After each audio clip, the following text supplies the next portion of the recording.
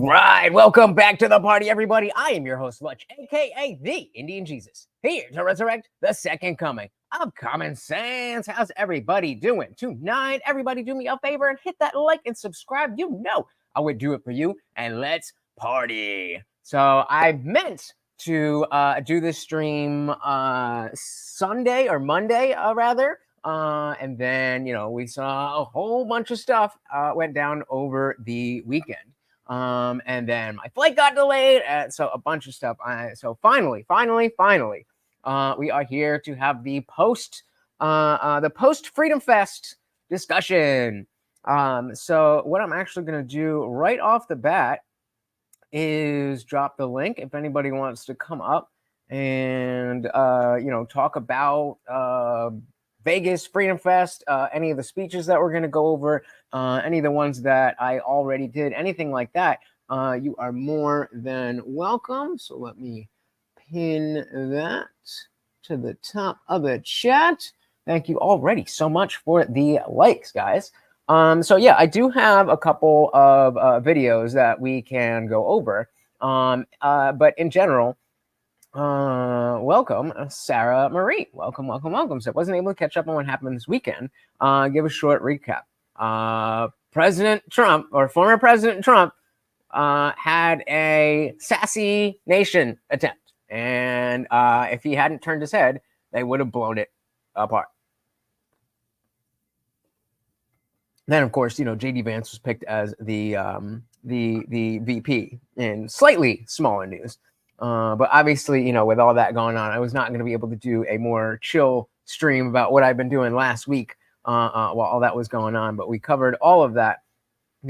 Obviously, we don't know exactly what happened. We don't know what's going to happen, but we did as much as we can, given the information that's out so far. So if you haven't checked that out, check out yesterday's stream. That's going to be all about that. But yeah, I just wanted to talk a little bit about the trip.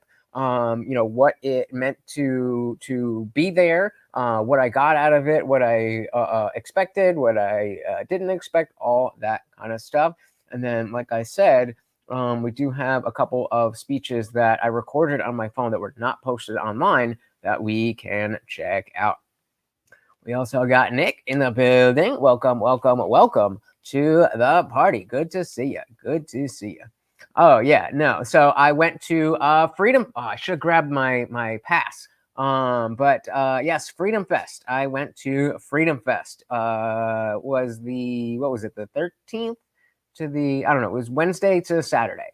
And so it's actually kind of hard to explain what exactly Freedom Fest is, because it's very vague in the sense of what it's there for.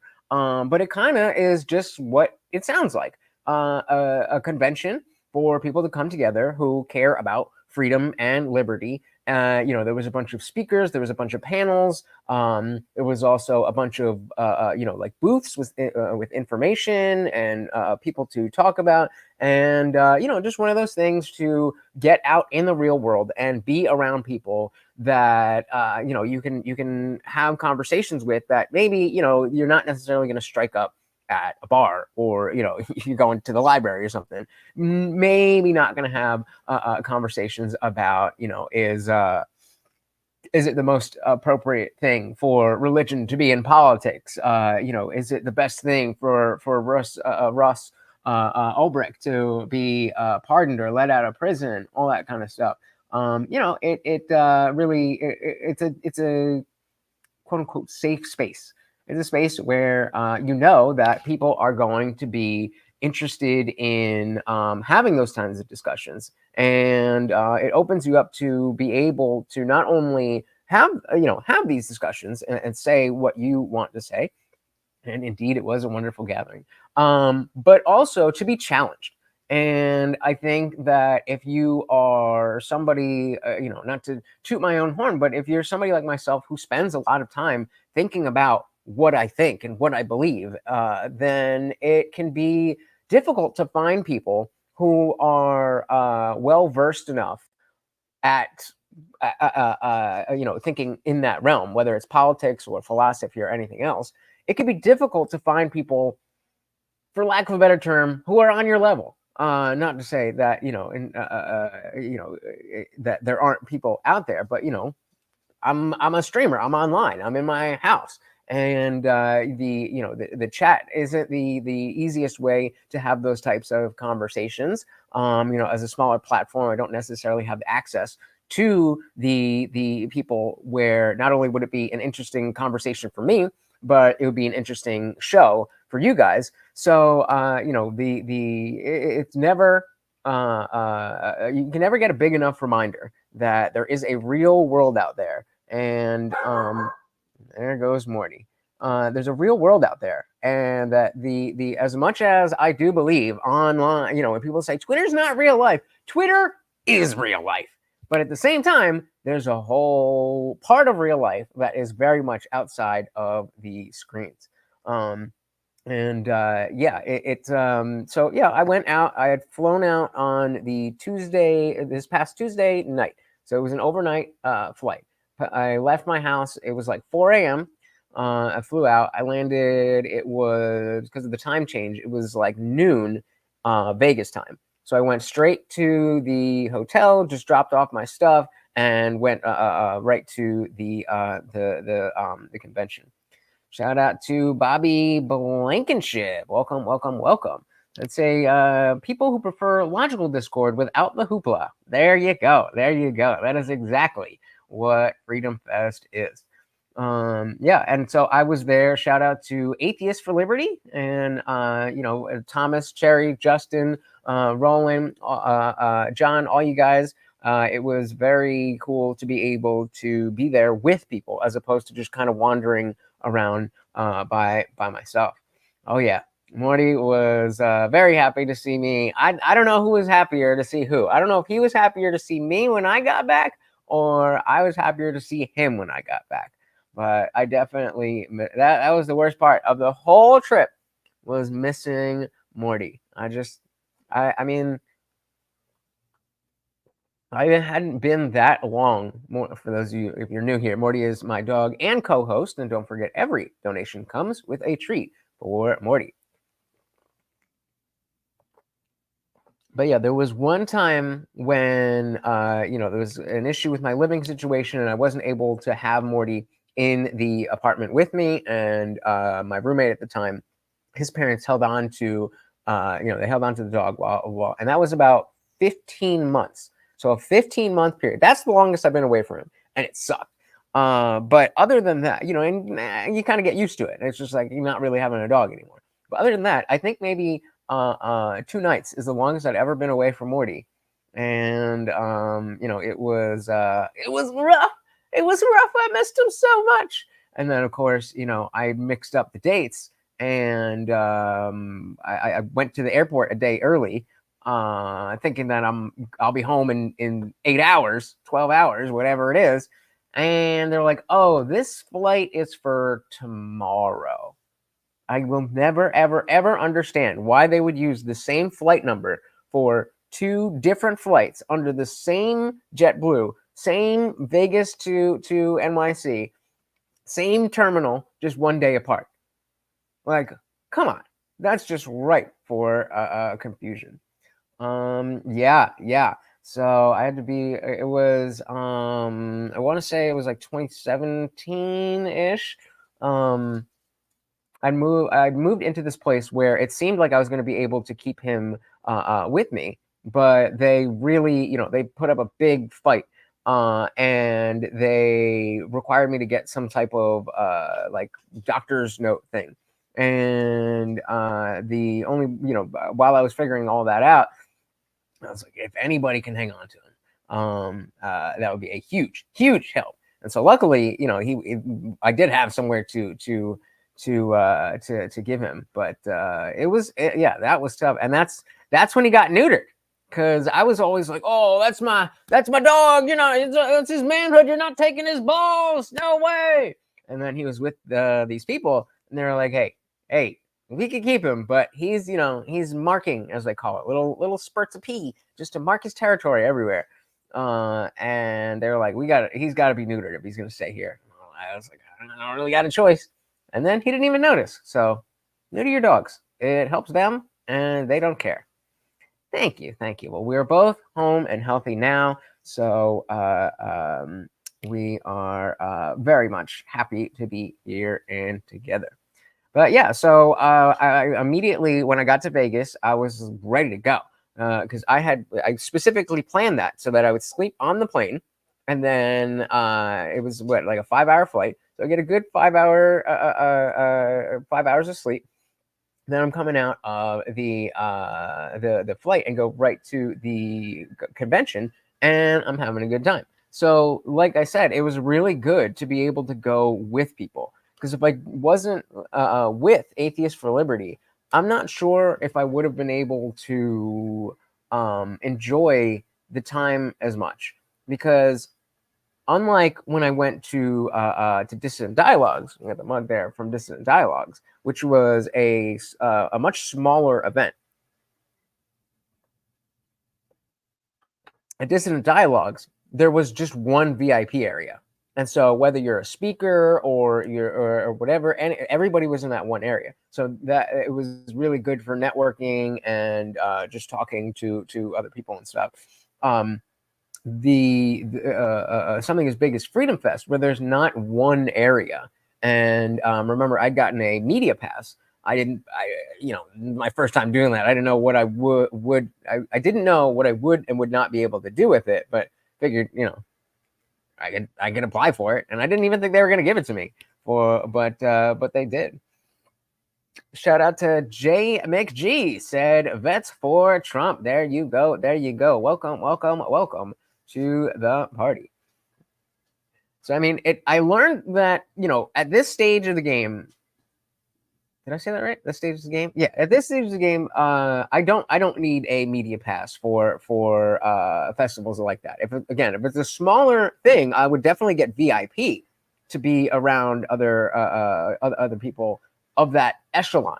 But in terms of using the media pass, this was because the fact that this was that much bigger of an event. The media was, people that had like a huge backdrop and lights and cameras set up, and like they had media row where you could set up. Like I wasn't just gonna stand there by myself with my phone. Like, anybody want to do an interview? Like, I mean, yes, I could have spoken to some people, but it was better off that I just soaked in actually being there. And I was saying on record that always get for these events and stuff, always get the VIP, because whatever it is they offer, the people who make it worth it are going to be where the VIP stuff is. But this was a little different because it didn't have a specific VIP area. So again, it was really good to be able to have like a home base at the Atheists for Liberty booth. I should be able to find this picture. Actually, I'll do that while we're bidding. So yeah, if you guys have any questions about what it was like and stuff, please let me know as I go through this.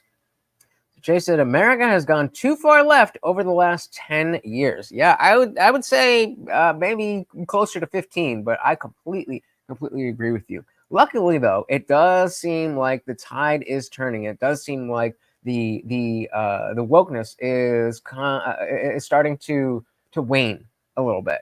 Maybe not necessarily the call being present. Yeah, you gotta be there. Gotta be there where you gotta be. But yeah, the left is going too far is definitely the case. But we also have to realize that, how the pendulum swings, and it's starting to move the other way. And when we say that it moves the other way, it's not that it goes back to the way it was. It's just the whims of which faction. And so it's the whims of the left-wing faction that are strong now, and now it's moving back towards the whims of the right-wing faction. And so the middle is kind of just not like everything is normal, everybody is happy. It's just there's an equal pull in society.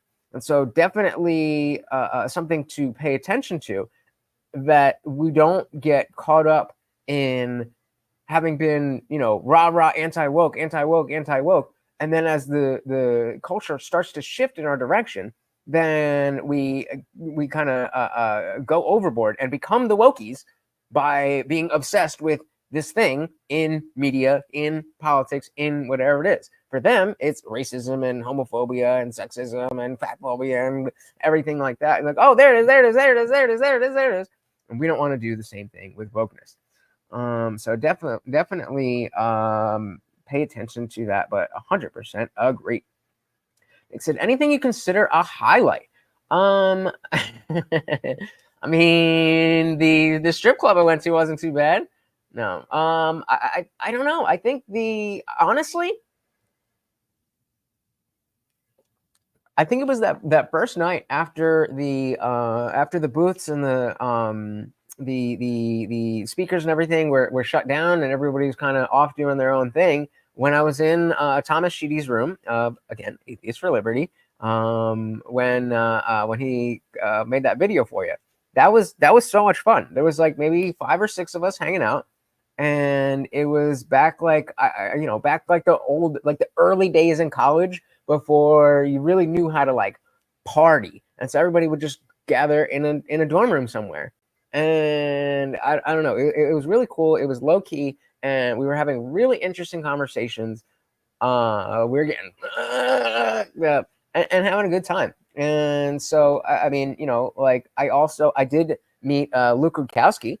That was a really cool to do. But we didn't. I don't want to say anything negative, but he was not the nicest that he could have been. So yeah, I'm gonna go with hanging out in Thomas Sheedy's room. I would say cyclical as always. We almost never stay centered. Well, yeah, I mean, there's always lay down more. There's always people who are centrists, but there's always people who are very loud on the right and very loud on the left. And so it's usually the battle between the extremes that we get. And so we use this this visual of a pendulum, but a pendulum goes to the middle, whereas really it's like it's over here, and then it starts going, and then it zooms over here, and then it might come back, and then it zooms over here. It never stays in the middle. It skips right over that. So it's very, very frustrating to try and pinpoint like this is where we want it. It's only in hindsight we can be like, oh man, maybe race relations in the 90s were where we want things to be. Sarah Marie says, I'm politically homeless and used to be a leftist, brought up and fed with socialism. Wow.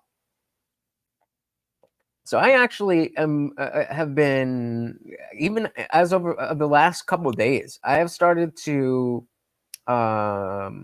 be more open to the politically homeless label, in the sense that I used to be a liberal. So I call myself a 2015 liberal. I was a Bernie bro. I didn't know a lot about politics, and I didn't know a lot about how evil the media was. So once they screwed over Bernie, then I felt like, well, of course, orange man bad. So I have to vote for Hillary Clinton, which is a big reason why I'm not in a position to hold that against J.D. Vance. But as we were just talking about how wokeness is kind of, the tide is turning, and the fight to be like to convince people that wokeness is not a good thing, that seems to already be going in our direction. And I think the fear of people getting too obsessed with that. There's also the notion of, I never really liked being a conservative. I just stopped, trying to figure out whatever else to be called. And for a significant period of time, it worked. It in terms of, it was appropriate. It sent the message that I meant it to send, which is that's what words are. It's to communicate ideas. And so the idea of being a conservative just meant not liberal or not woke or whatever. And of course, if somebody were to ask and dig more into it, then we'd have that conversation. But it was I'm now that the wokeness is kind of fading away, and there's other things that are kind of coming to the forefront. Things like whether or not the Jewish question, whether that matters. I've seen a lot more racism than I thought I would have when Vivek was running, and topped off by Ann Coulter being like, you're great, but I can't vote for you because you're Indian. Then all the way up to the past few days of people saying that JD Vance is a bad VP pick because his wife is Indian. You stack that with the notion of people talking about how women shouldn't get the vote and stuff like that. Hey, I'm open to have those conversations, but that's not a question in my mind. And so I think I'm moving from being comfortable with the conservative label to I want to back away from that a little more, because I don't know if I necessarily fit in there. I definitely vote conservative.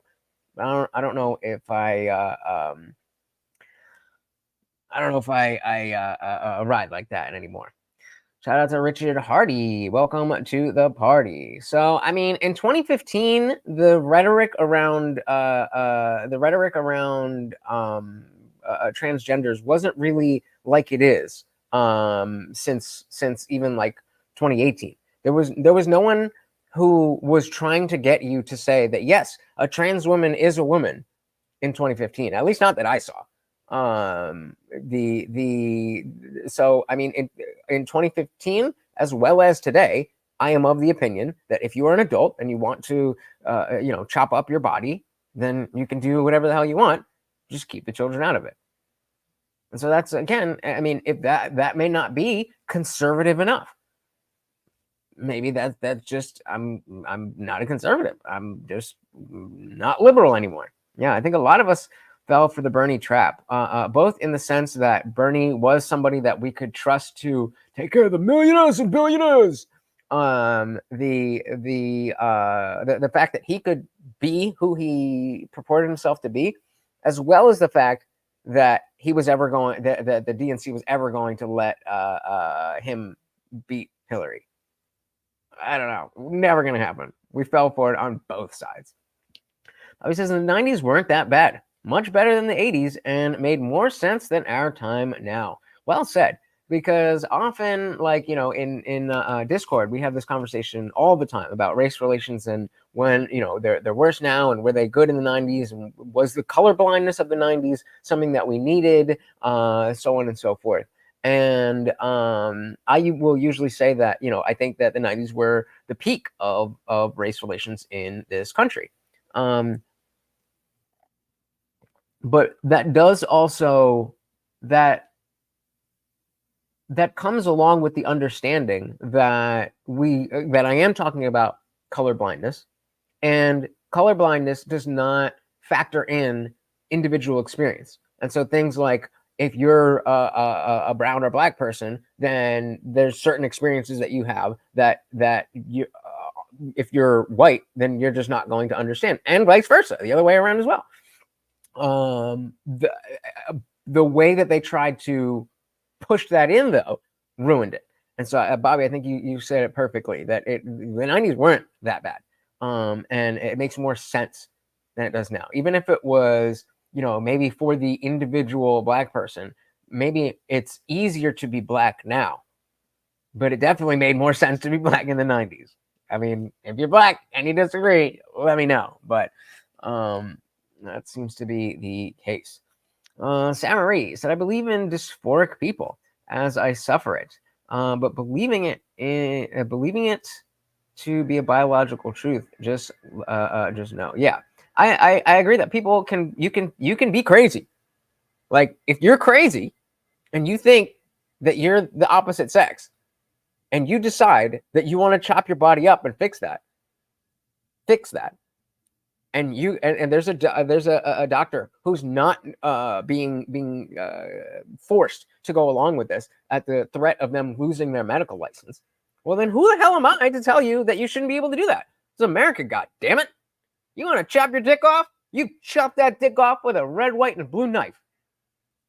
But now, exactly, it's gone way too far, and that's why it was necessary for the anti-woke movement to play a part. But now that that's working, I'm seeing the other aspects of the Republican Party that maybe don't really either apply to me or align with me. I never said the Jewish question was racist, but just focusing on identity politics, focusing on, oh, he's a Jew, they're a Jew, the Jews are this, the Jews are that, the Jews, the Jews, the Jews, the Jews, the Jews. Like, I don't care. That is just not me. And it's weird to me how much some people do care about it. It's weird. It's obsessive in the same way that wokies are obsessed with race. So if I meant to say that, just yeah, I don't even know what the J question is, but like, people have been racist and anti-Semitic, and overly, I don't even know what you'd say, Zionistic or Zion, like, that whole conflict is just something that does not interest me at all. I could not care less. What happens in Israel or Palestine, as long as the world isn't going to get blown up, then I genuinely do not care. Why? Because they don't care. When I was initially getting into the understanding, because again, foreign policy is not my strong suit. So October 7th, I was like, okay, this is a good opportunity to kind of get into this for the first time and really learn the history of what's going on and what the dynamics are and so on and so forth. And I had a couple people on the show, and they presented it as the Jewish people are the good guys and Hamas is the bad guys, and they control Palestine because Palestine all loves terrorists, and Jewish people are just so nice and perfect and whatever. And so I thought, oh, okay, well, they're our allies, they're the good guys, they're terrorists, then that's pretty simple. So let's go kill the terrorists and the war. But that's not what Netanyahu wants. He just wants to keep fighting so he can get money. He can keep getting influence. He can keep being the center of the world stage. Like, I'm good. I don't know what this means. You mean the women in politics video? That's up. Is it not? Yeah. It's right here. 4,000 views, baby. I'll just drop the link to that stream if that's what you're talking about. And it is right there. Shout out to Pete Clab. Welcome. Said in a lot of countries, political parties use two monikers, one to reference social and one for economics, i.e. Liberal conservative. That would make sense.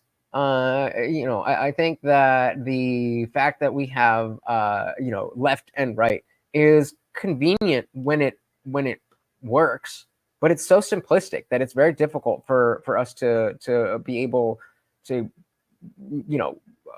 have people understand that that's a shorthand. That's not the comprehensive understanding of how politics works. It's not just left or right, good or bad.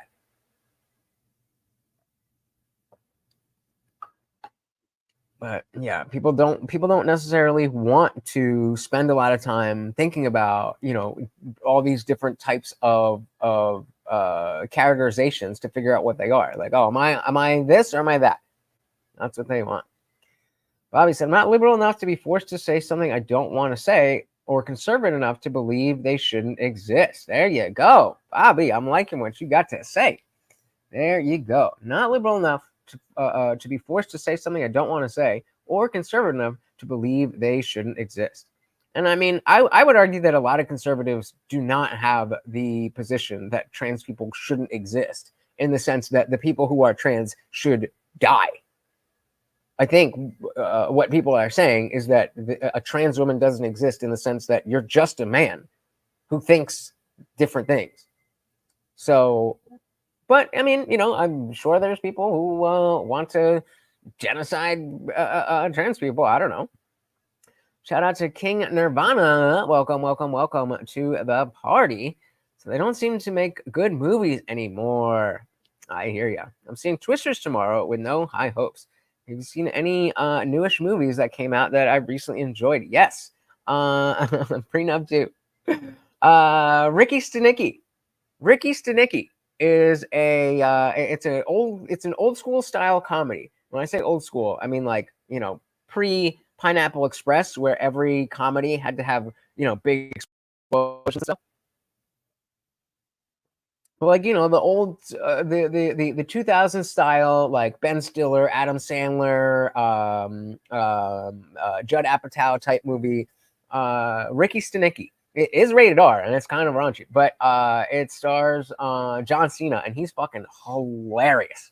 Go check that out. But yeah, I agree with you. There's not. I just rewatched everything everywhere all at once on the plane because it's just like there's nothing else to watch. There's nothing else to watch.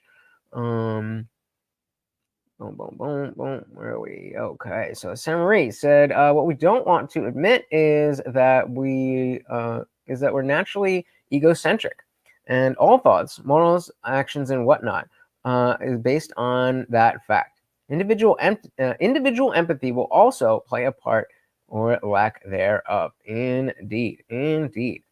Shout out to Dana. Welcome to the party. I am doing fantastic. How are you? We also got Wilhelm Meister. Good to see you. Good to see you. I thought so. I thought I looked like Jesus. That's where the name came from. Welcome. All right, guys. So I have some videos here. There was what do I have here? Hold on 1 second.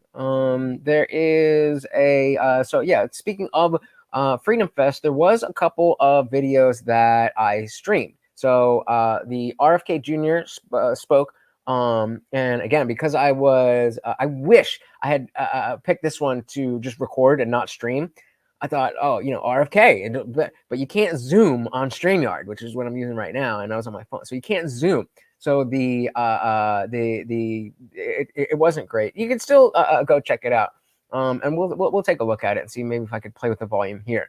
But there was two other speeches that I recorded on my phone that I wanted to get a good, you know, since the other ones I couldn't get good video. Figured I'd get some good video. I did start to show one of them when I was still in Vegas, but the whatchamacallit, the Wi-Fi wasn't working so well.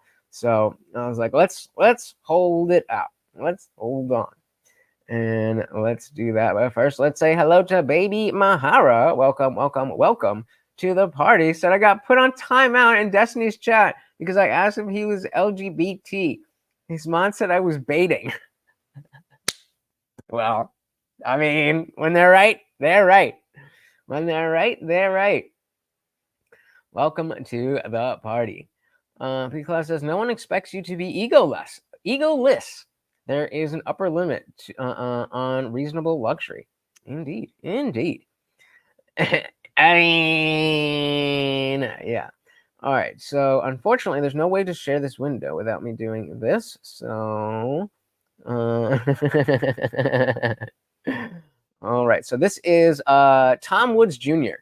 talking. I forget, it's in the description here. I forget what it's on, but about the COVID measures. So let's check this out. And we eat lunch at 12:15. I have 3 fewer minutes. That means you can go to diaryofcovid.com and buy the book, and then you get all the information that I might have said in those 3 minutes. And incidentally, at diaryofcovid.com, I sell it to you for cost plus shipping. So I don't get a response. All right. You get this a lot. Time to move on. You know, we can't dwell on this forever. So remember, this is about the COVID stuff. Time to talk about other things. Forget about it and move on. And the thing is, I just can't do that. I said shit. Me too. If you guys remember, there was a an article from The Atlantic that was saying that we just need a pandemic amnesty. No apologies, no nothing. Just everybody forgive us because we said so. Because we said so. Klaus said, hey, I mean, if everybody's paying taxes, I definitely would like billionaires to pay taxes too. Like, just keep it across the board, right? Just keep it across the board. I'm good with that. Damn, that's a lot of people. But yeah, I am not ready for the forgiveness until there is at least some kind of apology. I cannot bring myself to do that. Can you imagine Thomas Jefferson saying, if the government carries out an unspeakable atrocity, probably the best thing to do is just move on? That ain't the American spirit. No, and we've done it too many times in the past. We move on after every crisis, and what happens when we move on is that... Am I on the video? Let me know if that happens again. To do that. Can you imagine Thomas Jefferson saying, if the government carries out an unspeakable atrocity, probably the best thing to do is just move on? That ain't the American spirit. No, and we've done it too many times in the past. We move on after every crisis, and what happens when we move on is that they forget. Define the narrative about that crisis. They define the narrative on that crisis, which is exactly what they've been doing. We can see that they're already trying to erase the notion that there was ever anybody who was saying things like, you take the jab and you can't transmit it, or you can't get it, or whatever. They want to have you forget as soon as possible. And most people don't pay very close attention and don't have very good memories. So it works. So after the Great Depression, well, some people try to explain what really happened there. But if you read a typical American history textbook, what does it tell you about the Great Depression? It was capitalism run amok, or the Federal Reserve didn't do enough. Like, that's what we have now to show for ourselves? And so that now today we get things like, well, we have to learn the lessons of the Great Depression, and they're all wrong. Or, for heaven's sake, the lessons of 2008. Well, now I do not want the lesson of 2020 to be a bunch of stupid rubes who hated science, refused to go along with our wonderful, selfless public health establishment. That's the story that they want. A bunch of rubes. Me and you, rubes. A bunch of scienceless, anti-science rubes. Destroyed what could have been a perfect pandemic response. That is the message that they want. That is the message that they want. And it's up to us to remind people who will too easily forget and hang on to, oh wait, yeah, I guess there was a lot of anti-vax. I remember hearing anti-vaxxer a lot. That will happen. We can't let it. Which was just trying to help you and me. That cannot become the conventional wisdom, and that's why I keep on, talking about this from time to time. Now, you may recall, keep an eye on the tongue. When you're the speaker up against the food, you got to keep an eye on the tongue. Anthony Fauci told us that you will be able to tell the difference between states that follow our guidelines and restrictions and everything, and states that don't. Did that happen? Does anybody know if that happened? I'll give you 5 seconds to guess whether we saw a big difference between states that locked down and states that didn't. There wasn't. And so all those years of us being called conspiracy theorists, we're just conspiracy knowledgists, conspiracy Gnostics, I guess you could say. Anthony Fauci told us that you will be able to tell the difference between states that follow our guidelines and the restrictions and everything and states that don't. And yet, if I graph the health outcomes of the 25 most stringent states against, on the same graph, the 25 least stringent states, it's the same line. You cannot tell the difference. And yet you should be able to, shouldn't you? After what was done to Americans and to the world, you darn well better be able to tell the difference between those two lines, and you can't. But we got this moralizing narrative. If you follow the guidelines, you'll get good results. But if you don't, you're going to get what's coming to you. That was the attitude.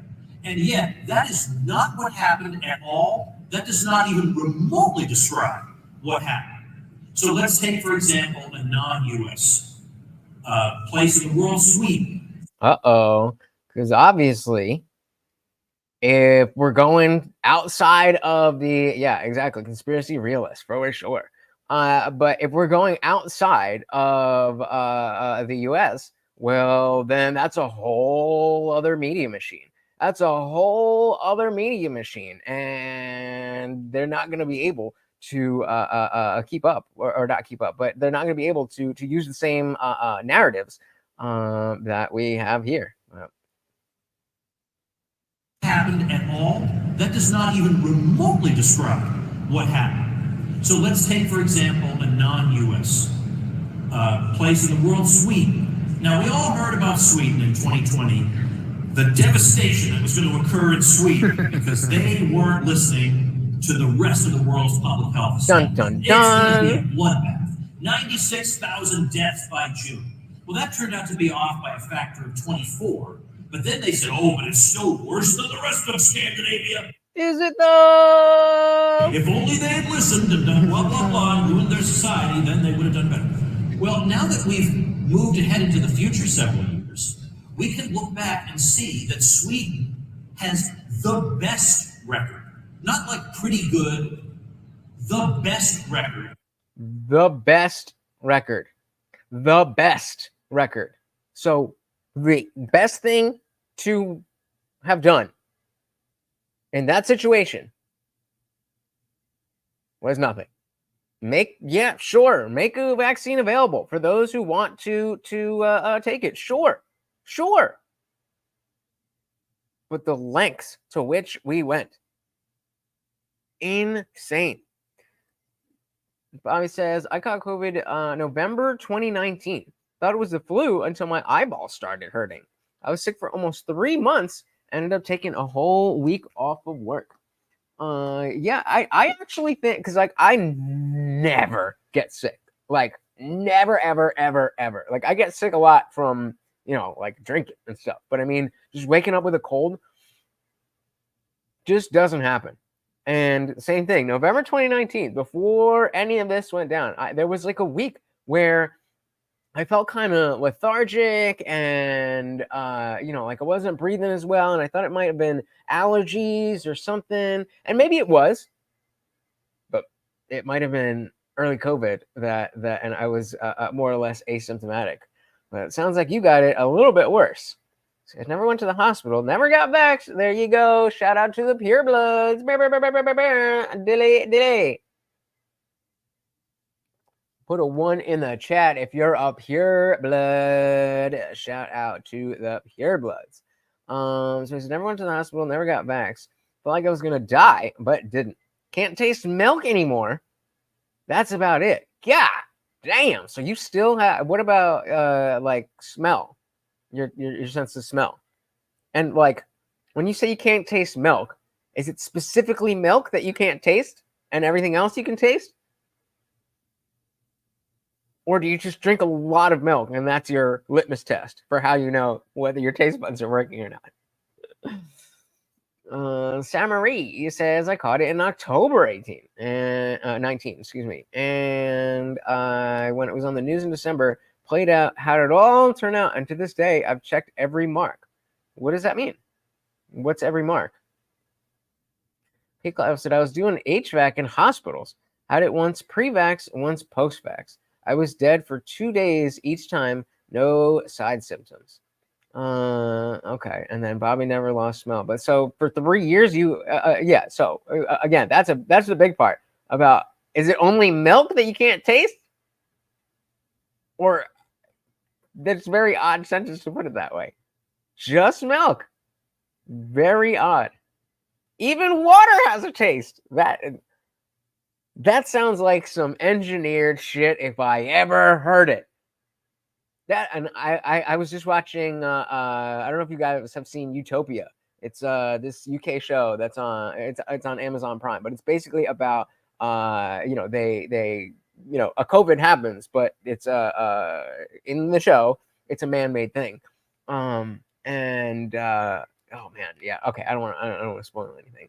But yeah, so I mean, even those of us who were not hugely and severely affected to the point where we can't, you're vaccine injured or something, you were just sick for a while, and not to downplay it, but you're fine, you're alive.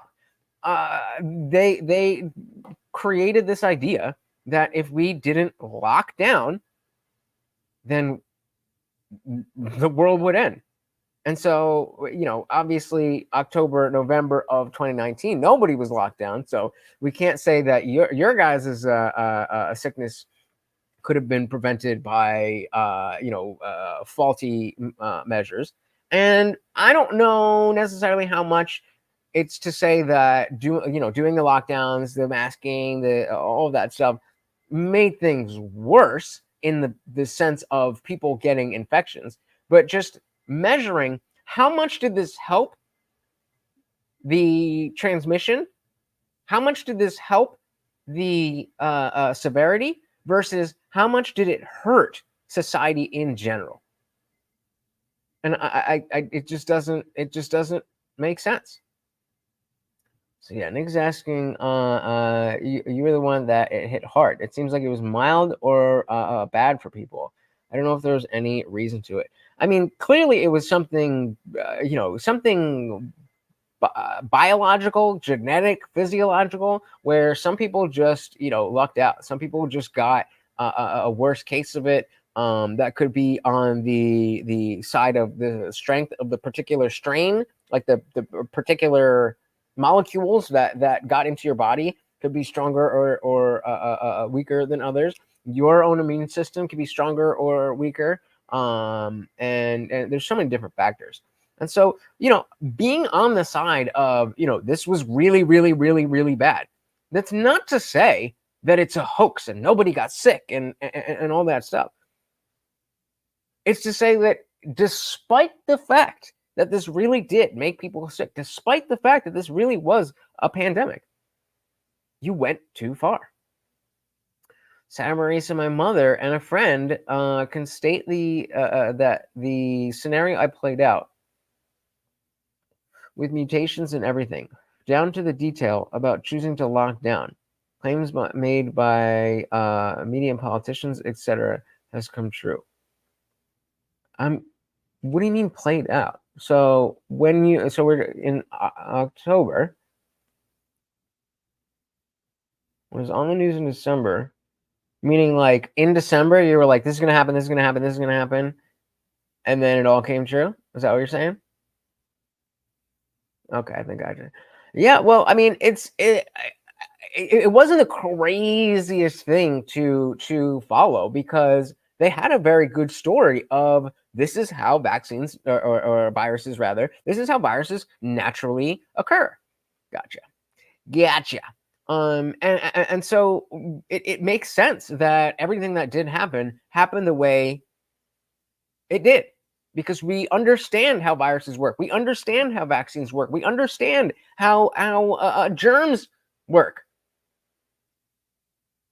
And so while we may not be scientists and doctors, you have a little know-how. I mean, you're like, I can put two and two together. Obviously, this was before we'd even heard of COVID. Half the office caught it. Wow. Oof. How many? And I'm curious how many of those people still don't. Oh no, but you said it was just milk. That's so weird. How did you? So, do you drink a lot? Because I don't drink a lot of milk. Just like I don't really eat cereal. I mean, I guess ice cream is the most common way that I would ingest milk. So, do you drink milk often? And you're like, I can taste everything else, but I just can't taste this. Or did you just have ice cream one day and realize, no more ice cream for you? I'm so curious. Sorry to just hang on that one point, but shout out to Dick, said not vaccinated, haven't gotten it, knock on wood. Samesies.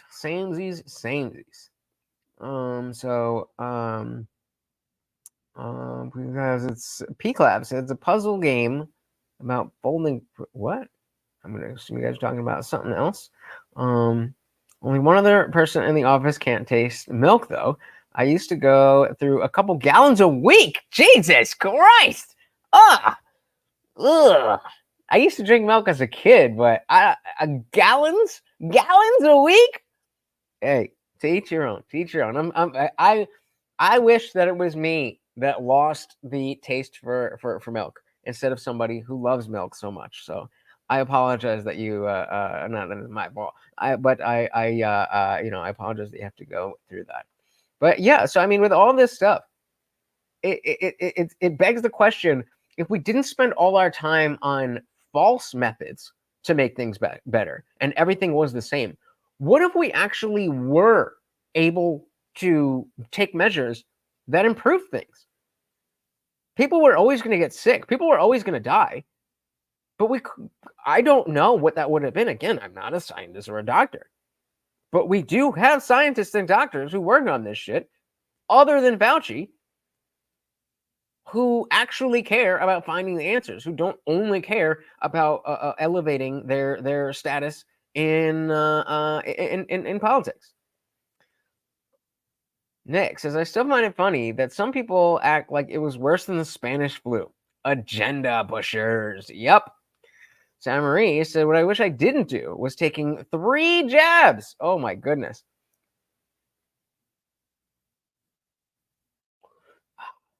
So usually I could just wait for the video, but we're not watching the video as much. She says, I was fit, energetic, and whatnot. Kept the same diet and exercise routine. The kilos suddenly, that's weight, pounds for us Americans here. The kilos still suddenly piled on, and no, it wasn't menopause. Makes sense. I mean, it makes sense. And it's stuff like that, you know, maybe if we hadn't, if the agenda, talking about what Nick was talking about with the agenda pushers, maybe if it wasn't so strong to make this something that was like the end of the world, then maybe Trump, as well as the rest of the WHO, the NHS, maybe they would have been able to have more time to work on a better vaccine. Who knows? But this is what happens when you lie. This is what happens when you lie. Because even if things aren't good, if you tell the truth, then there's nothing you have to hide from. Yeah, that definitely, I mean, my heart goes out to you. My heart goes out to you. So let's dive back into this here. And don't forget, guys, every donation comes with a treat for my cute little Morty. He is so hungry right now. Oh, but it's still worse than the rest of Scandinavia. If only they had listened and done blah, blah, blah, and ruined their society, then they would have done better. Well, now that we've moved ahead into the future several years, we can look back and see that Sweden has the best record. Not like pretty good, the best record on excess mortality in Europe. We the best! Or let's bring it closer to home. I live in Florida, which, by the way, is where I left my sport coat. It's hanging in my car in the parking garage. I spent 2 hours this morning trying to find another one. The best one I found was $2,200, and I love you folks. You're going to have to buy more books than that. Quick aside. I don't know, when I was talking to you guys on Sunday while I was waiting to, was it Sunday? I don't know, whenever. I was talking to you guys at some point. And no, this was Friday or Saturday when I originally tried to show this and the video wasn't coming through. And I was saying how I made a protein shake when I was leaving to go to the airport, and I left it at home. And so usually when I do that, I have a little like side table thingy right by the door that, you know, I'll put stuff on so that I don't forget. But, you know, things become habit, and like that's always where the thing is that I'm supposed to pick up. So sometimes I forget to look at it, whatever. So I thought it was there, and Morty can get to it there. So it's you know, it's chocolate malt flavored. So I assumed that I would come home and there would be, you know, just chocolate protein all over the place. Luckily, I'd left it up here and it was in front of my TV, and so it was kind of sitting like here. Couldn't get it. So both me and Tom Woods forgetting shit at home. Just a little side story. I spent 2 hours this morning trying to find another one. The best one I found was $2,200, and I love you folks. You're going to have to buy more books than that.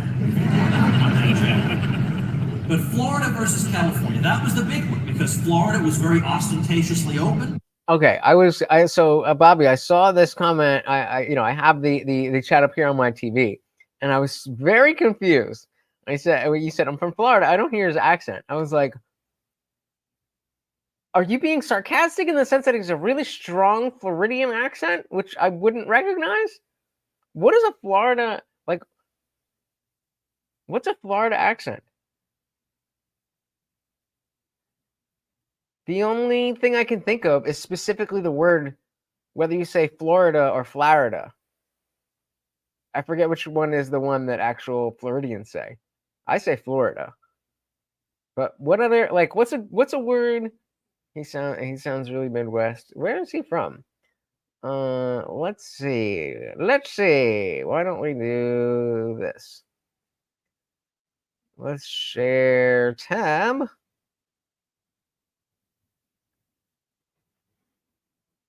This is the other guy. I'd forgotten his name. So I was like, I was looking through the schedule. I was like, is this it? What are we looking like here? Make sure I'm here. Okay. Oh, that's not how you spell.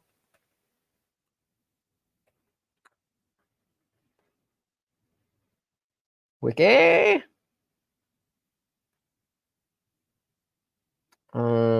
American author, podcast host, libertarian commentator, currently a senior fellow at the Mises Institute, proponent of. I wasn't sure if this was it's a Tom Woods Jr. because I hear Dave Smith talking about Florida. I hear Dave Smith talking about Tom Woods all the time, and I wasn't sure if it was this was the same guy or being Junior, like his dad was the Tom Woods, but I guess this is him. Florida, yeah, but it's the O or A. Florida. Same thing with Colorado or Colorado. So, he went, he did go to Harvard and Columbia, so you'll definitely lose an accent there. Early life. Let's go to early life. Come on.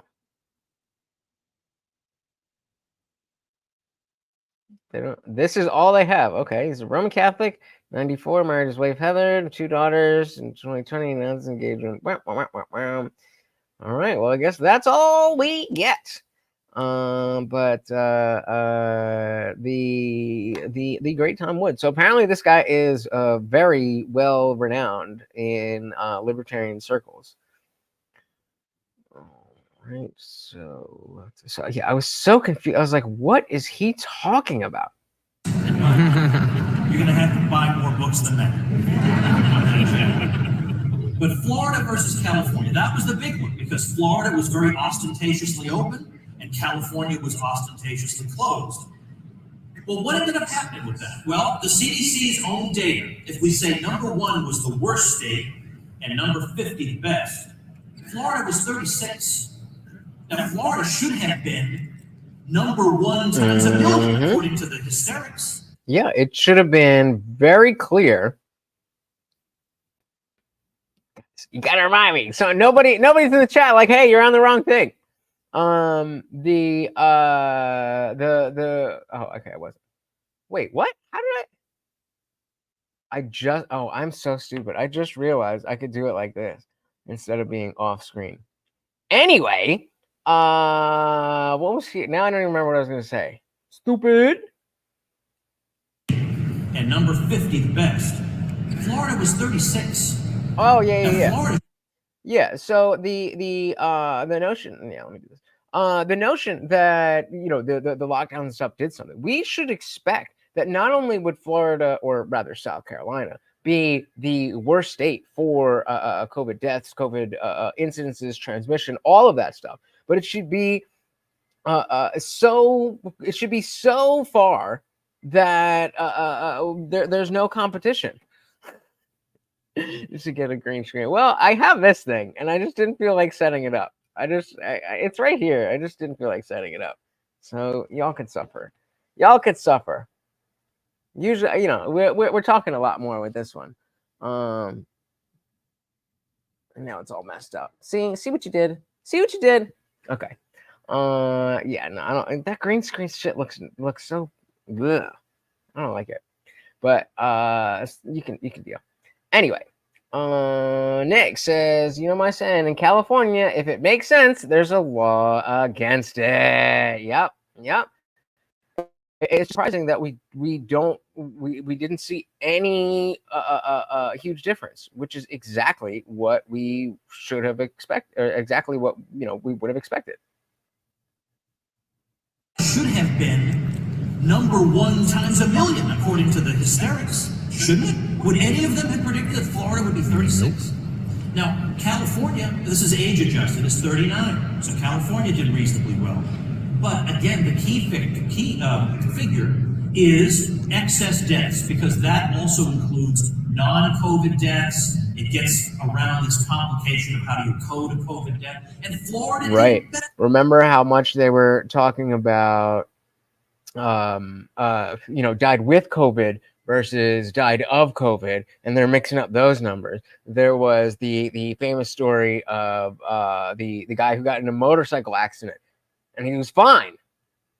He felt fine. He was asymptomatic, but he tested positive. So it wasn't the road rash. It wasn't the impact. It wasn't anything. It was he died from COVID. I think this is a compliment. I'm gonna take that as such. So thank you. But yeah, just the propaganda is not over just because the pandemic is.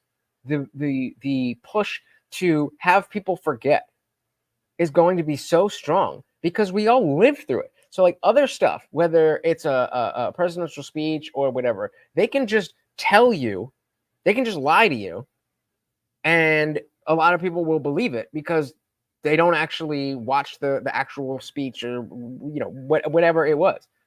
And so they just listen to the lions, whatever. But we all lived through those lockdowns. And so they are going to have to work on overdrive for the next how many years to erase that. Bobby says, man, we were almost wide open during lockdown. It was so easy to get an essential pass down here.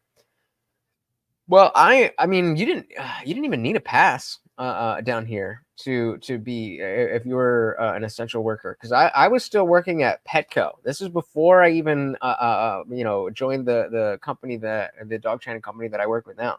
So I was still at Petco, and because what, you coming under here? Go ahead. Where'd he go? Come on. This dog.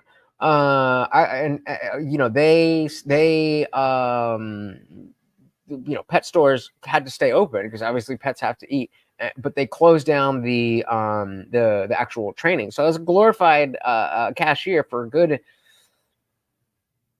I want to say about a month before the higher ups were like, okay, we're gonna put the dog trainers on furlough, and then in that time, I had gotten the job with the current the current company, but we didn't need passes. But yeah, I was an essential worker. I was out there. That is a big factor as to why it's so frustrating what the COVID response was, because like y'all were literally saying, "Oh my God, Morty, you gotta go in."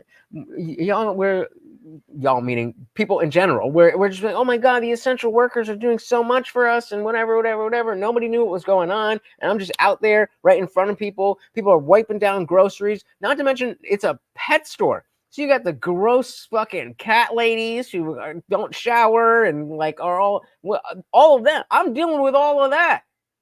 And then weeks, if not a month or two later, I'm a second-class citizen.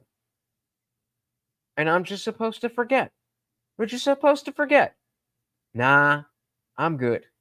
I'm good. Samurai said, again, but with more force. I think, talking to each other. Oh, Biden is now in quarantine. Do we have... Let's see. Let's get let's get an update on Biden in quarantine.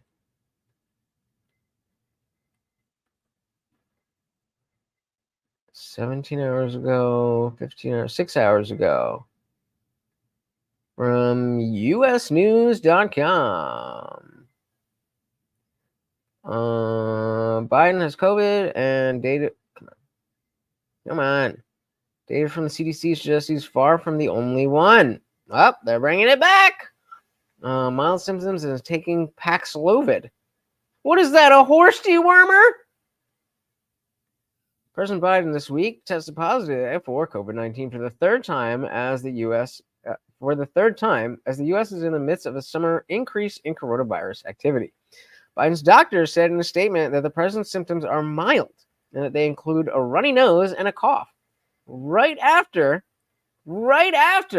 he had a cold during the whatchamacallit, the debate. I think I spent most of the time during COVID walking around town with a friend. Only put on a mask to go in a store or something like that. Yep. No. Yeah, when is Trump speaking? I would like to see that. Jay said Biden in quarantine was deliberate as fuck. I also agree. I think this is going to be the way that they get rid of him. I think this is going to be the way that they get rid of him. They're going to act like this is either this is going to be bad, or they're going to act like it's worse than it is, and get rid. Yeah, exactly, David Harris. Plot twist: he doesn't really have COVID. They just want to hide him. So I think, yes, they want to hide him in terms of him being out there, but I would take it a step further and say that this could be the way that they get him off the ticket. So let's see what else they're saying. Biden's doctor said in a statement that the president's symptoms are, we got that one, but he will self-isolate in Delaware and has taken his first dose of Paxlovid, an oral antivirus used to treat COVID-19. It's, quote, not surprising that Biden is infected, according to Dr. Perry Hawkins, the dean of the Rutgers School of Public Health. Shout out to Rutgers. Many people who I've spoken to in the last few weeks are infected, he says. The doctor said he supports Biden's use of Paxlovid and adds that more people need to be using it when they get infected with the virus. Quote, it should be utilized more, particularly for people who are older and who do not want to have any complications. Biden's infection comes as viral COVID activity in the U.S. is considered high, quote unquote, nationally, according to wastewater data from the Centers for Disease Control and Prevention. Several states are seeing, quote, very high activity, including Maryland, Florida, Texas, Arkansas, California, Oregon, and Nevada. Quote, many areas of the country are experiencing consistent increases in COVID-19 activity, said the CDC in a weekly update. COVID-19 test positivity, emergency department visit, emergency department or emergency room visits and rates of COVID-19 associated hospitalizations are increasing, particularly among old people. So it sounds like they're, this is their push to, tell people, oh no, this isn't, we're not out of the pandemic. The pandemic's back. This is just the way we live now. This is how we do it. Nick said, if Jill ups his life insurance policy, we will know what happened. Indeed. That will be a clear sign, and I would not even be surprised. Not even a little bit. Bobby said, they've already hidden Kamala. Haven't heard anything from her in a couple of months. Admittedly, pay a little attention these days. Well, I pay pretty close attention, and I haven't heard shit from her either.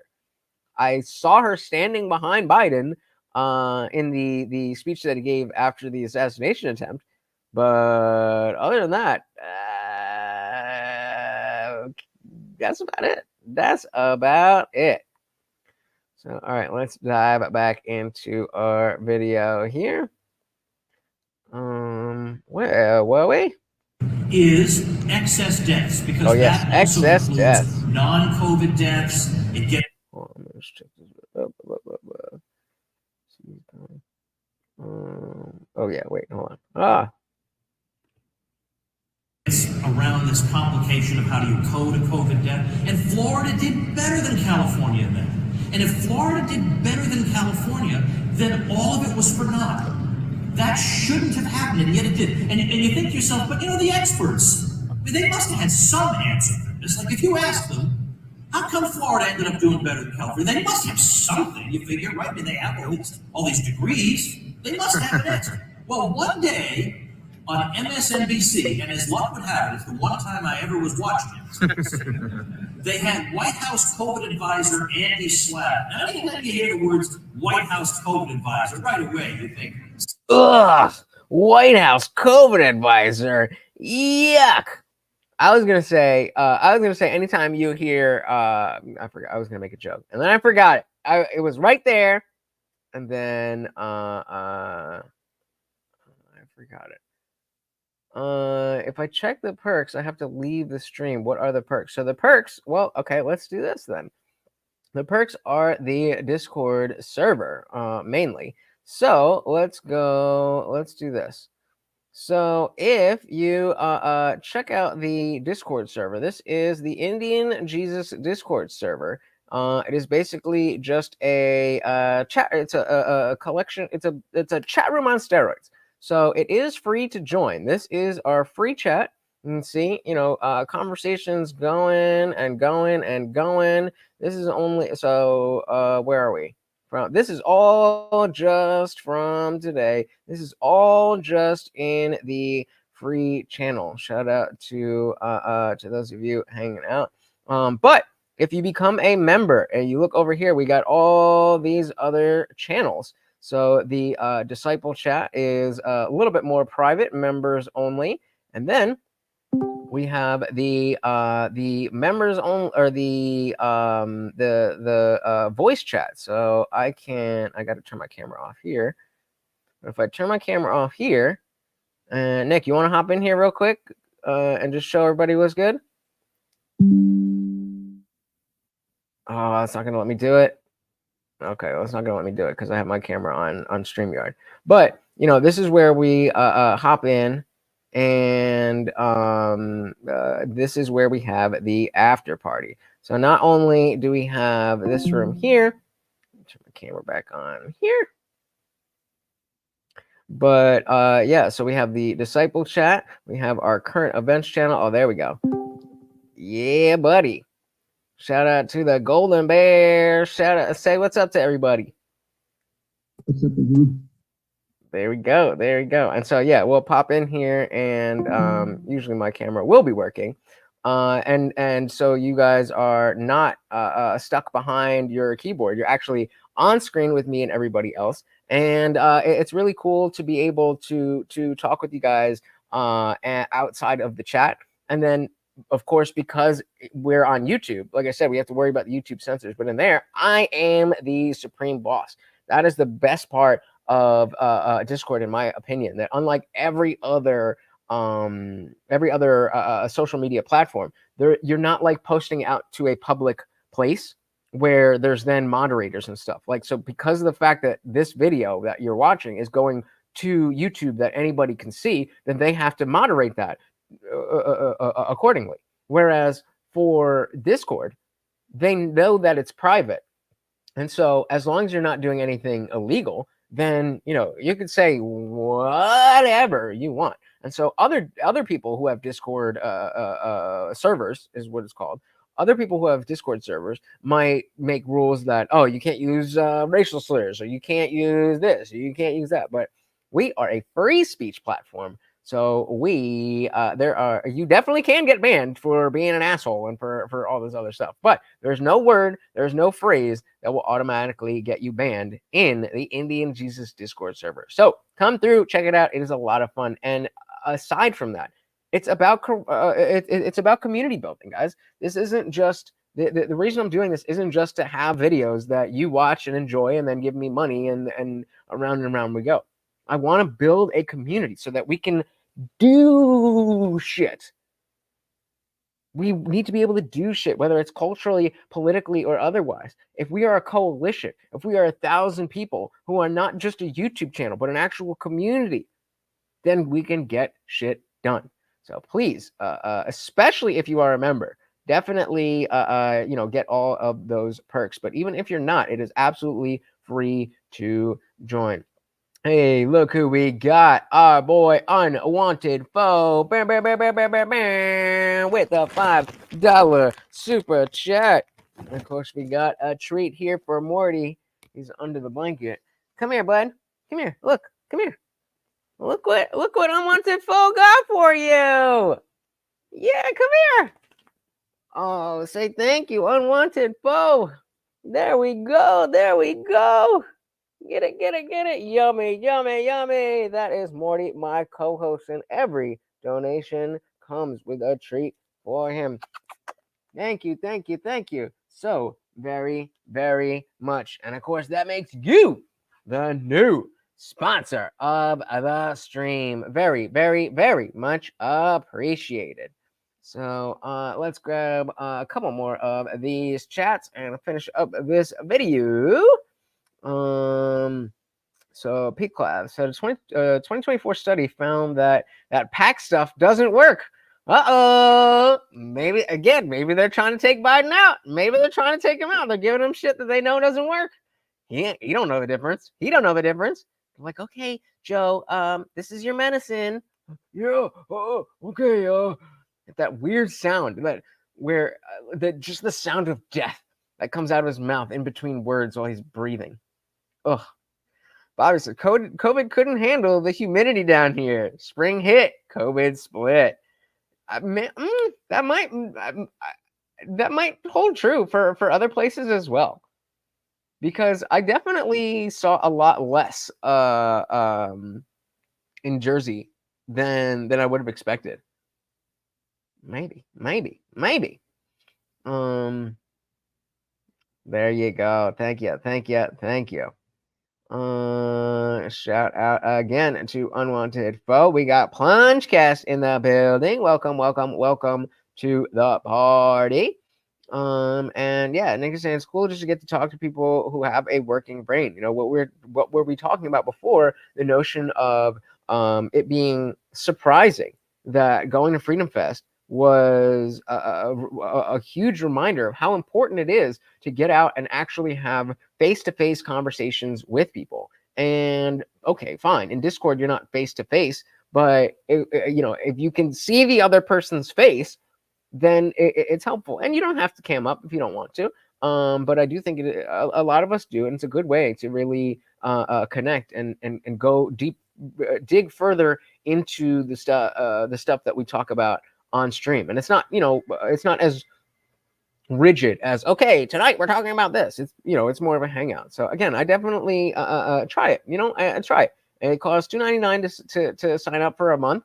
So give it a month. That's what 3 times 4 is 12. That's 12 after parties. And if you don't like it, that's $3 down the drain, and you don't have to sign up again. Shout out to Tyler Smith. Welcome to the party. So I just bought Star Wars Oreos, and they all ended up being blue. It's a sad day. I learned years ago that the Oreo flavors are not the one. I got there was birthday cake, and there was, I forget what else it was. It had the vanilla cookies and some kind of rainbow cream, I want to say. I don't remember, but I tried a bunch of them, and they're too sweet. They're not good. I don't like them. Original Oreos or get the fuck out. Podcast, I just woke up. I just woke and switch on the stream is on. Now off to grab a flat white. Get me one, son. There you go. Unwanted Foe said talking rather than typing helps a lot by being able to hear voice fluctuations and tone. That alone creates a vastly better communication. Absolutely. And that's the thing. I definitely will always want to be in a position where I have a show to do for you guys. But if that's all it's ever going to be, we're not changing anything. And I want to change things. There's a reason that I've built this, and that this is the first thing in my life that I've actually cared about, I've actually shown up for, that I actually feel bad when I don't show up for it. You know, I had, you know, the whole thing with my flight, and I felt really bad that I wasn't able to do the Monday show. And I you know, I appreciate that you guys are not up my ass like, whoa, you're supposed to do a Monday show, and you guys were like, hey, take care of yourself. I appreciate that, but there's never been anything where I cared enough to be guilty about, you know, like I never cared, and you guys made me care. And building more and more and more is maybe the only thing that I care about. Hey, shout out to Sarah Marie with the super chat. I don't know what that is, but either way, it is very, very, very much appreciated. Let's get a nice treat for Morty. Morty. He knows that. Come here. Yeah, you got another one. There we go. There we go. Yummy, yummy, yummy. Oh, thank you so much. Say thank you, Sarah Marie. See, it's right there. Good job. All right. All right. There you go. Yeah, you guys are about the double stuff. See, the double stuff is good, but like the wild flavors, I don't know. Yeah, like the OG flavors where it's like, okay, you know, double stuff, you're doing chocolate, you're doing this, you're doing that. Great. But when you're getting into graham crackers and s'mores, Pop-Tarts do flavors well. Pop-Tarts know how to do flavors. Oreos, not so much. Not so much. So I actually, hold on. Let me see real quick. Wait, watch out. Hold on. Give me 1 second. I just gotta see what this is. 7 minus 5, 2. Okay, bet. Okay. All right. Thank you again very much to the both of you. And of course, that makes Unwanted Foe our new sponsor. Before we jump back in, what has he got to say? Life happens. If you can't give someone enough grace because of some unforeseen circumstances, how could you ever hope to forgive yourself? Well said. Well said. And again, very much appreciate that you guys not only you know, are here and care and you know, want to see what I'm bringing you, but also have that grace for me. So thank you again, guys. You are awesome. All right, so let's finish this guy up here. One time I ever was watching it, they had White House COVID advisor Andy Slapp. Now, anytime you hear the words, I remember what I was going to say. Andy Slapp, that's a weird name. It would have been funnier if I just said that originally, but that was the joke I was going to White House COVID advisor, right away you think somebody is shoveling something. So they had Andy Slapp on, and they actually asked him, why do Florida and California seem to be roughly the same when Florida has more or less restored normal life? And in California, they have a law, well, not a law, but a strong recommendation that the 15% reopening of Disneyland must be accompanied by nobody being allowed to scream on the rides. Which, by the way, is involuntary. That was a real rule? You weren't allowed to scream on rides? Because of COVID. Thank you so much, brother. You weren't allowed to scream on rides because of COVID.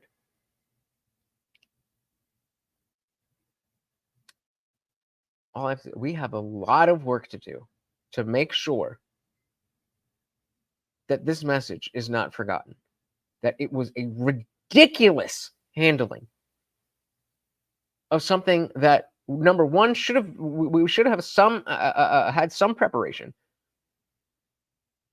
and number two, just the degree to which people just blindly followed authority. We can never forget that. Why is this? What should there be a bigger difference? And you think, oh my gosh, they asked it. Now let's hear. What is that SOB going to say? You know? Well, you know, it's we thought this and that. I don't really know. He's been asked the question, and his answer was, you know, there are some things about this virus that we think we understand that just seems to elude us. So you mean that's it? Just I mean, sometimes we just really. That's your answer. As the White House correspondent. And I'm supposed to forgive you. If there was some explanation as to, hey, we were really wrong, but we thought we were right, and we were doing this because of this, and we're being honest in, how we're, we're being honest and genuine. We were just wrong. That would be fine. We're human. Yep, that was your state. Shout out to California. Because I don't know about California, but Florida, Florida Disney has its own rules. Federal land. Interesting. I did not know that. So what was their situation? What was it like in Disney? I would imagine woke as fuck. So did they close Disney? I can't imagine they closed Disney. Let's do some more digging. Let's do some more digging. Should we go ChatGPT or should we go Google? Let's start with Google, and then if it doesn't get us there, then we'll go for it. Punchcast said they never apologized. Our female WF leader ran away to the UN. Yep, she's safe there. So don't get me wrong, I love California, but I hate its government. The most beautiful place with the most disgusting government, right? Ugh. What were we just gonna look up? How did Disney Florida handle COVID lockdowns?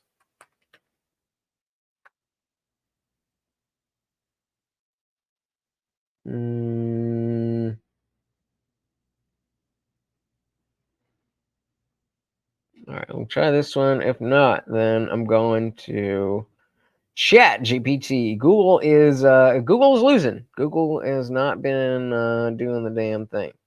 So how the pandemic changed the Walt Disney World. This is from January 1st, 2023. Aaron Foster says, as we embark on the fourth calendar year that includes consideration, but this isn't, no, this is like, okay, so let's go to,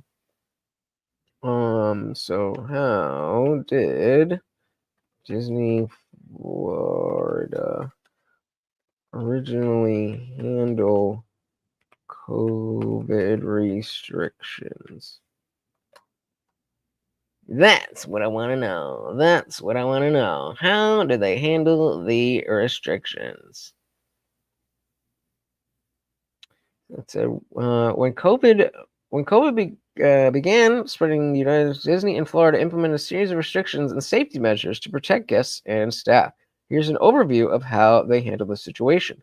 So temporary closure. So they closed March 15th. That was 14 days to slow the spread. Then a phased reopening. They opened in July. Starting with the Magic Kingdom and Animal Kingdom, followed by Epcot and Hollywood Studios on July 15th. So they were closed from March 15th to July 15th. Capacity limits. Guests were required to make advanced reservations. I don't know about, okay. Guests and employees were required to wear face masks at all times, except when eating or drinking. Temperature checks, sanitization, physical distance. So, yeah, I mean, pretty much like everywhere else. Just bullshit that they made up to make it seem like, oh, we're safe now. Don't worry, we're safe. We're totally safe. I promise, guys. There you go. Yeah, Bobby's like, Bobby's saying the July even more humidity, and it's Florida, so it's either Florida or Florida. But either way, it's humid. It is humid. Interesting. I didn't know that they had their own their own jurisdiction though. That's interesting. His answer was, there are some things about this virus that we think we understand that just seems to elude us. Whoopsie. So you mean you destroyed people's livelihoods, decimated their savings accounts, postponed their life-saving surgery, split families apart, increased alcoholism and abuse, and your answer is, I don't know. Best they got. And then he goes and lists all the things that obviously haven't worked. Those were the experts. So if you're afraid, well, wait a minute, I'm not qualified, right? I don't have a degree in these things. And we saw how much of that there was, right? We saw how much well, are you an immunologist? Are you a virology specialist? Are you a doctor? Are you a scientist? No, I just have a brain. Do you? I better not think that I'm entitled to an opinion compared to them. They have no idea either. Okay, so you can feel better about that. You can attack our free spirit. And so if you look, I have a chart. The book is full of charts because I'm a chart guy. I want to see the numbers. I don't want to hear what you have to say on TV and the fancy words that come out of your mouth. I want to see the results. And so if you look at, so I've got charts where we look at California, Nevada, Arizona. So red, purple, blue. The other way around. Blue, purple, red states. And you look at their numbers and they track each other exactly. So I'm supposed to believe that, because remember, if the numbers go up in terms of deaths, that means you're not obeying. And if the numbers come down, that means good for you. So we're supposed to believe that everybody in California and Nevada and Arizona all complied at the same time, then all together decided they're going to stop complying, then complied again, and then stop complying again, all at the same time in 3 different societies. Come on, get out of here. Yeah, that makes total sense, right? Whoa. That makes total sense, right? It makes sense that the people of California who were so adamant about how we need to stick to these whatever these conditions, these, what's the word I'm looking for? These restrictions, or whatever you call them, the mask, the social distancing, the quarantine, the all this stuff. But all of a sudden, everybody just decided for this week. I don't know exactly what the time frame is, but let's say this week. For this week, we're all gonna fuck off. That don't make no sense. Makes sense. I mean, how stupid do you think we are? Or I remember the fourth quarter of 2020. I tracked Japan versus South Korea, totally different policies, and yet the numbers are going up at the same time, down at the same time. So again, I'm supposed to believe that Japan and South Korea, the people in those countries, got together and said, we're going to stop complying on December 3rd. Make it make sense. Ready, everybody? And then, come on, right? So none of this works. None of it works. I mean, you think it should, but it didn't. It didn't. Early 2021, Washington Post says Iowa is a state that doesn't care if you live or die because Iowa dropped state-level restrictions in February 2021. That's a pretty broad thing. The entire state does not care if you live or die. This is the type of rhetoric that perhaps, maybe, could inspire somebody to do something horrific. This could inspire somebody that, hey, if you're running for president and you didn't take this, I lost my grandma to this, and you don't take this seriously. I was very close with my grandma. Maybe I'll just hop on a rooftop. To say about whole Iowa, isn't it? A state that doesn't care if you live or die. Okay, well, so then let's graph Iowa and all the Midwestern states together over the next 6 months. I bet Iowa will be a huge outlier with its numbers through the roof. And when you look at that chart, you absolutely cannot pick Iowa out. But doggone it, you ought to be able to. If what they did to us made any difference, you should. You ought to be able to, and you cannot. And of course, we know this. Like, this isn't news. Like, is that this isn't news that, you know, all of the COVID stuff was bullshit, that you know, the measures went too far, that they were unscientific. None of this is news, but it bears repeating over and over and over again until and at least we get an apology. I'm sure you guys saw we covered the Chris Cuomo and Dave Smith debate. where he just bent him over and reamed him, and still he wouldn't apologize. Now that's Chris Cuomo. Fine. Chris Cuomo is going to be Chris Cuomo. Whatever. Shout out to Jason Kruger. Welcome, welcome, welcome to the party. Hello, not hell. Gotcha. Good to see you. Welcome. Yeah, I mean, the talking about how these COVID measures, even though we know this is not news that they didn't work, we need to continue to show that we are not going to just let this go. We are not just going to forget about this. Because they say the right is full of rhetoric. Yeah, sure, but if the left isn't. Rules for thee, but not for me. I'm good, and you're bad. I can do it, and I'm good. Or it's good when I do it because I'm good. But when you do it, because you're bad, even though you're doing the same thing that I'm doing, you're bad because of it. That is a real mentality. And you can see it. Destiny has so perfectly encapsulated what that is and how that plays out. That you can be just full of anger and disdain for people that you don't even know because they see the world differently than you do.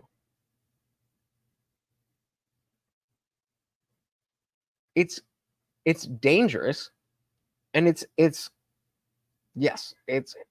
hypocritical at the very, very least. I want to post it. Has anyone been arrested over COVID BS yet? Ha! Ha! Ha! Ha! Ha! That's a belly laugh. So I haven't heard anything. You ain't gonna hear shit about that. Ain't nobody gonna get arrested for that. Let's not forget, guys. Let's not forget who is at the helm of the AIDS crisis in the 80s, where people were just dropping like flies, way more than just the old and sick and fat people from COVID. These were, I mean, maybe you have religious beliefs and you don't care that they died because they're gay, but that ain't me. These were young, otherwise healthy young men dying. And who is in charge of fixing that? Who is in charge of handling that? The same fucking guy. Anthony Fauci is the face of evil. The face of at least the banality of evil. Because I don't know, maybe he does somehow think in his mind that he's a good person. Maybe when he's Senator Paul, you don't know what you're talking about. I know you're saying exactly the truth of what I've been doing for the last 5 years. But you don't know what you're talking. Maybe when he says that, he really does believe that he's the good guy. But don't they all? Don't they all? I mean, aside from the Joker and Dark Knight, every villain ever thinks they have some justification. And everything that happened during these years was put through the same moralizing filter. October, November 2020, Lakers and Dodgers fans in California were blamed for a spike in Los Angeles, in Los Angeles County. Oh, yes. And let's also not forget Dodgers fans and such. Was it not an LA Dodgers game where we saw Fauci at the game with no mask on in the middle of all of this? I'm actually going to look that up. Shout out to Carl. Welcome, welcome, welcome to the party. So they are energy vampires. They feed on that. Indeed. Oh, unwanted foe. I apologize so much. Did I forget? Yeah, I forgot you in the banner. Feel free to remind me of that stuff, guys. It's very important to me that you guys get your due. Unwanted foe is the sponsor of the stream. Thank you so much, and I apologize. But yeah, Spot on. Spot on. Welcome to the party, brother. Bobby said, you just described a good portion of humanity in general, I believe. Catholics almost took over the world at that time because they believed everyone should believe what they believe. Muslims too. Yep, this is why I have an issue with dogma across the board. Whether you believe in a particular religion or whether you believe in the idea that the government can't be wrong or you believe that a man can transform into a female, if you're not willing to question these beliefs and have discussions with somebody who can challenge them, then you're being dogmatic and it will lead to people getting hurt. That is what dogma does. Whether it's religion, whether it's anything else, if there is a belief that you hold that you can't prove and you are not willing to question it or have it be questioned by other people, you will get people hurt. Maybe yourself, maybe somebody else, but you will get if the idea takes on. Jason said Fauci is very good at gaslighting. You don't know what you're talking about, okay? It's not gain of function, all right? It's just we take the virus and then the function of the virus, we add to it, okay? Sir, did you just say that? Gaslighting. Yeah, exactly. It's so funny to me, the Christians that think it's going to be Christians versus Islam. Like, Islam is going to destroy Christianity if they wanted to, because around the world, maybe not in America, but around the world, Muslims actually hold to their holy book. That's not a good thing in my eyes, but in terms of the scoreboard, Christians don't actually be Christian. Muslims actually be Muslim. You know what I mean? So, but like I said, us atheists will have your back. When the Islamists come to America and try to take over, which they already have, and they very well might get pretty far, I promise you, the atheists will have your back. But just remember how you're treating us now. Just saying. All right, what do we got here? Moralizing filter. October, November 2020, Lakers and Dodgers fans in California. Oh yeah. I want to find that picture. Let's see if we can find that picture of Homeboy. And at the, I think it was a Dodgers game, like the specific Fauci baseball game, no mask. Ha.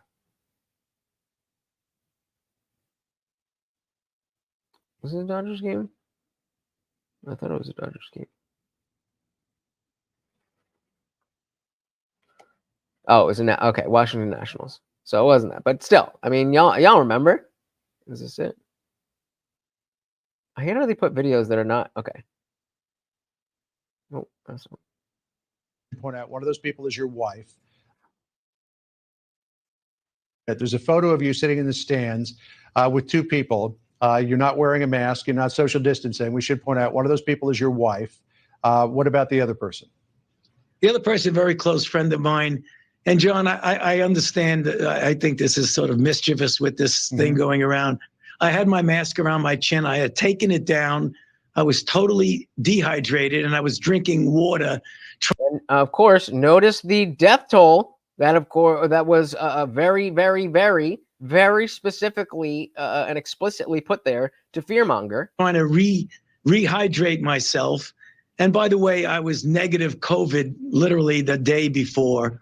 So I guess people. So if you don't have COVID, then it's okay not to follow the rules. Is that what we're saying? Is that what we're saying? If you don't have COVID, then it's okay not to follow the rules. Because said, which Muslims, which books? Absolutely not. All right. The Quran, the book that they all actually follow. But, okay. This is what I am going to Google that. Because St. Michael used to say that. And I don't know what the hell it means.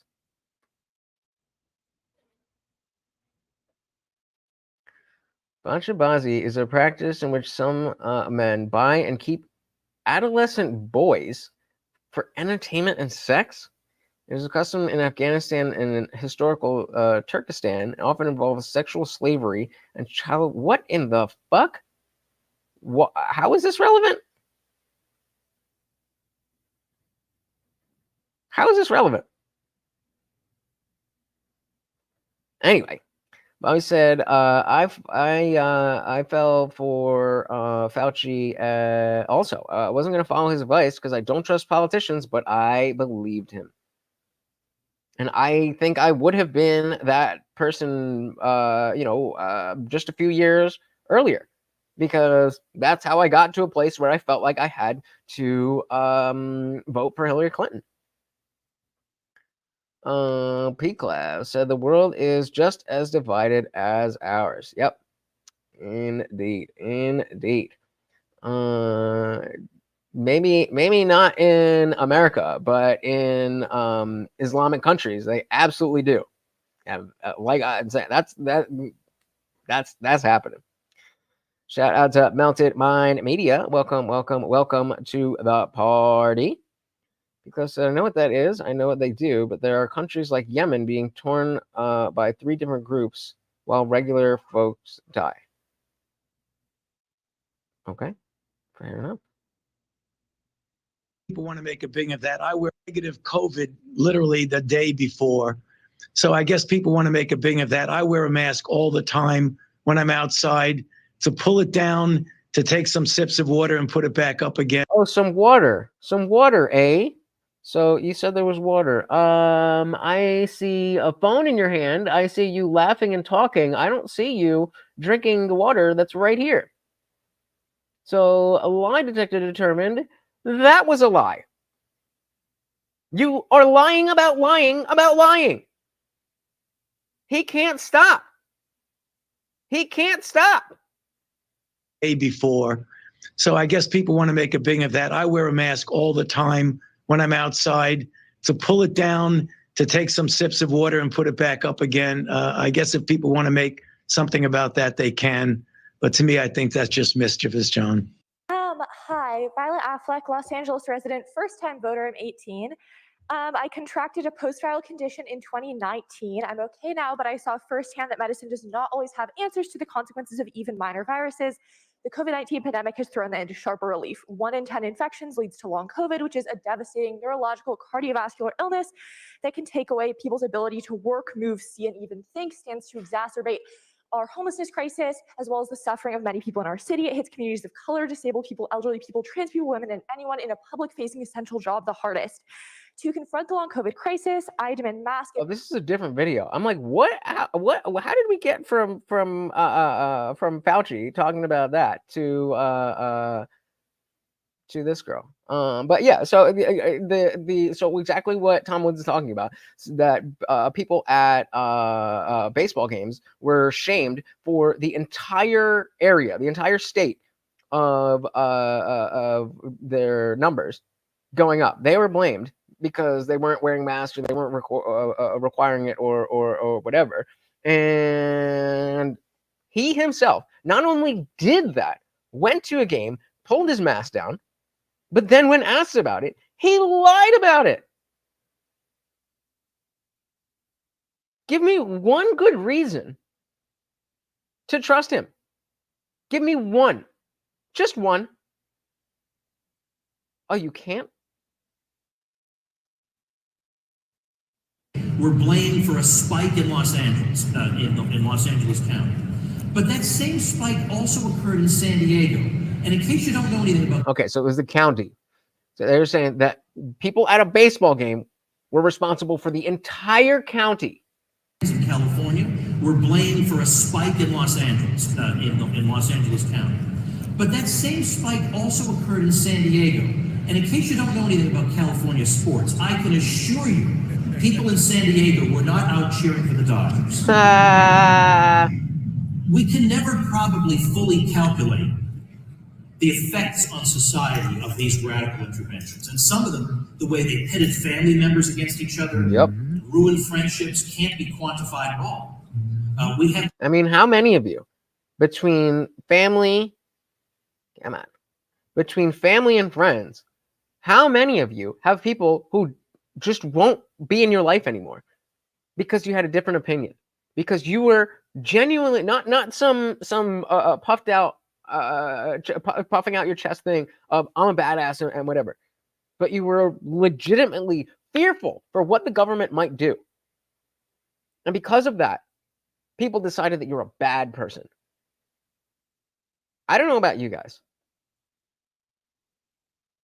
but I didn't take the vaccine because I was afraid. I was afraid. Am I afraid of what the government can do? Absolutely. I have no shame in admitting that. I was afraid. And I'm a bad person because of that. Shout out to the Johansson family. Same family's all unvaccinated and conservative. There you go. That's the way to do it.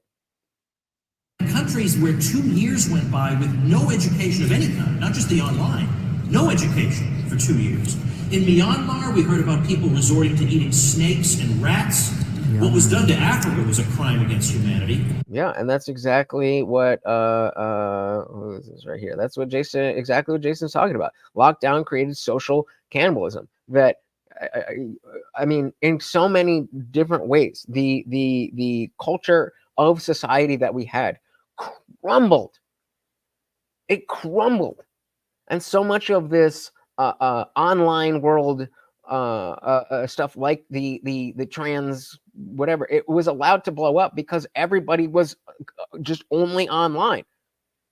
I don't know about you guys, but I haven't returned to going out in a way that I used to. I've always been an introverted person, but I had people that, you know, we would go out and we would do things every once in a while. Somebody hit me up, hey, we're going to the pub or whatever. Do you want to come and so on and so forth? And I haven't talked to those people in years. No falling out or anything. This is aside from the people who decided I was a bad person because I was afraid of the government. But I mean, except for Carl, all of us have people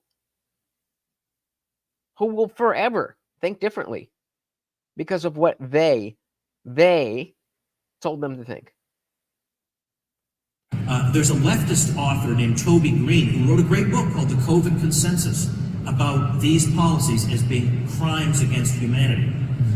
In a comprehensive and authoritative review of lockdown harms, Kevin Bardosh concludes, the promotion of lengthy social distancing restrictions by governments and scientific experts, it's hard to say those words without snickering, during the COVID crisis had severe consequences for hundreds of millions of people.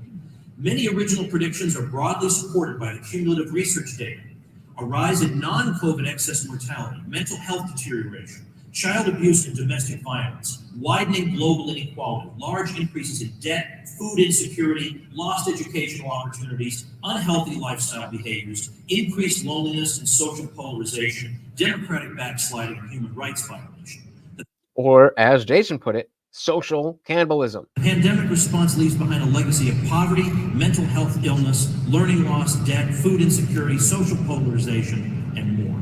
The National Bureau of Economic Research said that the lockdown unemployment shock, referring to the tens of millions of people suddenly thrown out of work, is projected to result in anywhere between 840,000 to 1.22 million excess deaths over the next 15 to 20 years. Even the New York Times, in an article called "The Biggest Monster is Spreading and It's Not the Coronavirus," said that because of all this, there will be 1.4 million excess tuberculosis deaths, 500,000 excess HIV deaths, and 385,000 excess malaria deaths. Oh, Fauci's still wrapping up HIV deaths As a result of the lockdowns. So as I say, I wrote Diary of a Psychosis because that's exactly what it is. And as I say, at diaryofcovid.com, I'll give it to you for what it costs me to get it out to you.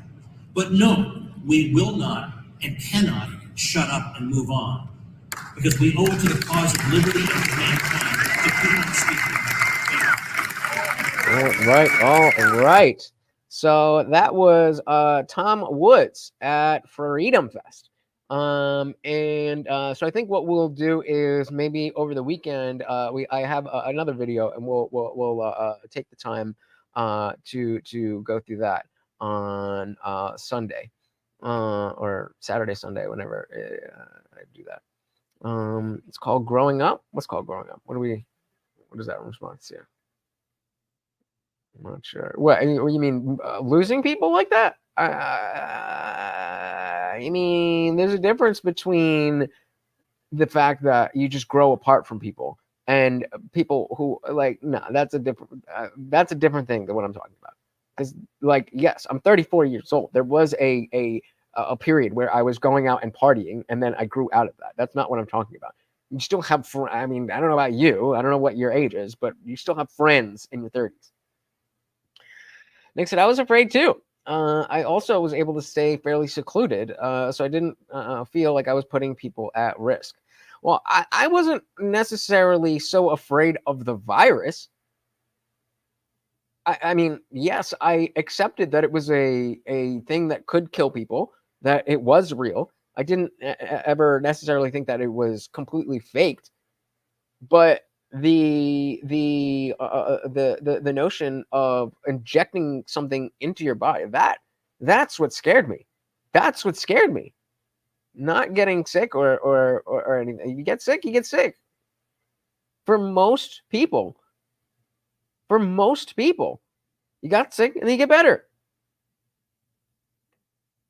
Bring it on. But when you're injecting weird shit into your body, that's a different game. That's a different game. Obviously, my old lady wanted to get vaxxed. I wouldn't let her because she was pregnant with our daughter. We fought about it for a couple weeks until her doctor agreed with me. I was genuinely worried. Well, good for you. Good for you. I'm very glad that you were able to get through to her and that you were able to see a doctor that was smart and not ideologically captured, because that is scary. That is scary. I'm very glad that, I mean, as much as I would have liked to have found somebody by now, as much as I would have liked to have had a family by now, I can't say that, navigating all of this without a family, it's been a lot easier. It's been a lot easier. Well, I mean, I assume, obviously I've never had the family, but just only having to worry about myself, much better than having to worry about all this stuff for myself and my wife and my kids and all of that. So, but yeah, I mean, that was Tom Woods at FreedomFest. Like I said, there's some more that I have to share with you, but the streams that I did, the quality didn't come out great. And again, without, some high powered microphones and stuff, it's not easy to get, a speech that's in an auditorium like that to sound good on video. But, like I said, it's my first media, my first media event. So you live and you learn. I will definitely be going back to other conventions and other stuff and continue to grow the platform. But again, that really lies with you guys. So again, if you are not part of the Discord, please, it is absolutely free. It is completely free to join. If you want to get access to the rest of the server, it just starts at $2.99 a month. Try it out for 1 month. That's half a cup of coffee. Half a cup of coffee. And you got a month to try it out. If you don't like it, then you don't renew it. But either way, I really think that we can do something. If we band together, we can do something. There's the Republican Party that's doing things. There's the Democratic Party that's doing things. There's the Groypers that are doing things. They're pushing conversations. Do you not want to have at least as much political sway as the fucking Groypers, as the fucking trans activists? Can we at least try? That's the goal here. That's the goal. So if you have not already, at least hit that subscribe button, ring the bell, because although I am alive every Monday, Wednesday, Friday, 8 p.m. Eastern, down in the studio with the full setup, as you can see, I try at least 6 days a week to try to come to you and bring you something and hang out and make sure we have an interesting conversation. I think it's always going to be worth it to have a conversation about how horrible it was for them to go through with what was done. Not only to think of it, to go through with it, to continue it, to create the second class citizen that was anybody who was worried, or not even worried, maybe had a legitimate reason, like being pregnant, like having what was that heart condition? Having a condition where it's not a good idea for you to be taking experimental medication. That's something that we, can never let them forget about. It's I wish I had stronger words to say, because it just doesn't hit hard enough to be like, yeah, they were bad. It's worse than that. Bobby says lots of facts, not a lot of rhetoric. Good talk. Thank you, sir. Again, always good to see new faces. If you are new here, definitely not only subscribe, but hit that link, guys. That is what it's all about. Discord is where we will take over the world. No, we're not gonna take over the world. I mean, we might. I don't know. Yeah, that's on you. That's on y'all. So if you want to help me take over the world in the best possible way, then don't only hit that subscribe button, hit the Discord link and join the community. I promise you, it is going to be worth it.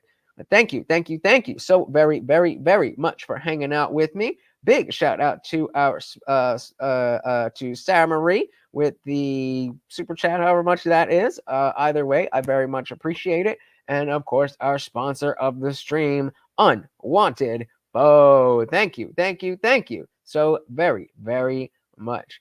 Bobby said, I'll help if I can be Minister of Cookies. I dub thee Minister of Cookies. Join the Discord. I'll make a special role as Minister of Cookies for you. If you join today, I'll do that. All right? How about that? Same thing we do every day, Pinky. Try to take over the world. Exactly. Thank you so much again. Once again, that was Morty, and I am your host, Lutch, aka the Indian Jesus, here to resurrect the second coming of common sense. Until next time, guys, I will be live tomorrow at 8 p.m. Eastern. Until then, I am out of here. Peace.